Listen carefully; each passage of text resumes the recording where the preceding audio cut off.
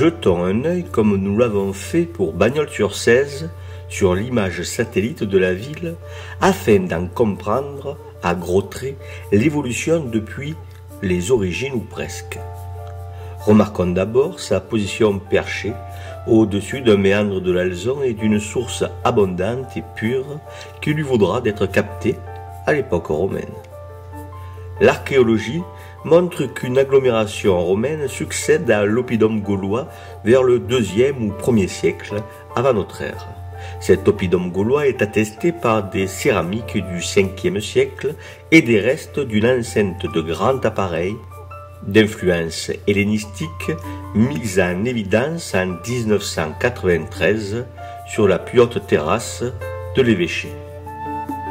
Uzès occupe une position de carrefour, de route joignant les bords du Rhône où se concentre l'essentiel du commerce au long cours et les Cévennes et l'Ardèche d'où proviennent les produits de la montagne. Uzès est donc un marché de l'époque romaine. De cette époque, on trouve des traces de la centuriation marquée ici par la départementale 979 et quelques réticulés dans la ville jusqu'à la place aux Herbes, qui fut sans doute le forum de la ville romaine.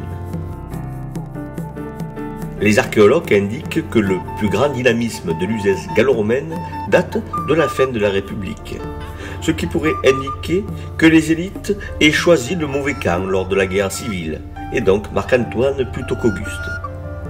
Des traces laissent penser à l'existence d'un cirque dont on retrouverait des réticulés fossilisés rue de la Monnaie et rue du Docteur Blanchard, que corroborerait d'ailleurs la découverte de blocs cyclopéens dans la cave du numéro 1 rue de la Calade. On place l'existence d'un odéon hypothétique entre la porte de la Barrière et la porte Saint-Étienne que l'on croit voir dans l'existence de quelques réticulés rayonnants, fossilisant l'ancien édifice. Ce qu'il faut comprendre ici, c'est que le bâti passé a exercé une sorte de forçage sur les nouvelles constructions qui souvent, par commodité, ont repris des éléments existants. On comprend facilement par exemple que la qualité de la maçonnerie romaine, celle des fondations, l'épaisseur des murs, la qualité de la taille de la pierre est poussée à la réutilisation de vastes ensembles, si bien que la ville romaine transparaît encore.